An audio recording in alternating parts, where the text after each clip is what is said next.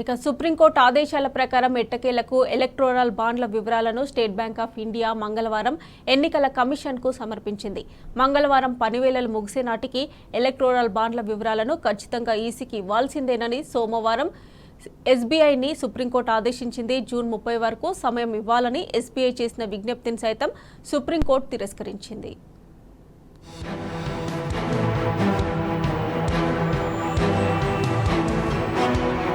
భారత ఎన్నికల సంఘానికి ఎన్నికల బాండ్ల వివరాలు సమర్పించాలని సుప్రీంకోర్టు ఇచ్చిన ఆదేశాలను స్టేట్ బ్యాంక్ ఆఫ్ ఇండియా పాటించింది. ఎలక్టోరల్ బాండ్ల డాటాను ఈసీకి సమర్పించినట్లు సంబంధిత వర్గాలు తెలిపాయి. సుప్రీంకోర్టు ఆదేశాల ప్రకారం మార్చి 15 సాయంత్రం 5 గంటల్లోగా ఎన్నికల సంఘం కూడా ఈ సమాచారాన్ని వెబ్సైట్లో అందుబాటులోకి ఉంచాల్సి ఉంది. అంతకుముందు ఎన్నికల బాండ్ల వివరాలను వెల్లడి చేయడానికి గడువును జూన్ 31 వరకు పొడిగించాలంటూ ఎస్బీఐ దాఖలు చేసిన పిటిషన్పై సోమవారం సుప్రీంకోర్టు విచారణ జరిపింది. ఎస్బీఐ తీరుపై తీవ్ర అసహనం వ్యక్తం చేసిన న్యాయస్థానం సమాచారం అందుబాటులో ఉన్న ఎన్నికల సంఘానికి సమర్పించకపోవడాన్ని తప్పుబడుతూ బ్యాంకు అభ్యర్థనను కొట్టివేసింది. మార్చి 12న బ్యాంకు పనివేళలు ముగిసేలోపు మొత్తం వివరాలను ఎన్నికల సంఘానికి సమర్పించాల్సిందేనని ఆదేశాలు జారీ చేసింది. కోర్టు ఆదేశాలను అనుసరించి ఎన్నికల బాండ్ల వివరాలను ఈసీకి ఎస్బీఐ సమర్పించింది.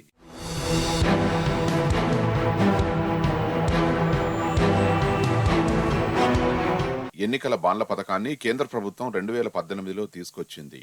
దీని కింద ఈ ఏడాది ఫిబ్రవరి వరకు 30 విడతల్లో దాదాపు 28,000 బాండ్లను ఎస్బీఐ విక్రయించింది. వీటి మొత్తం విలువ 16,518 కోట్ల రూపాయలు.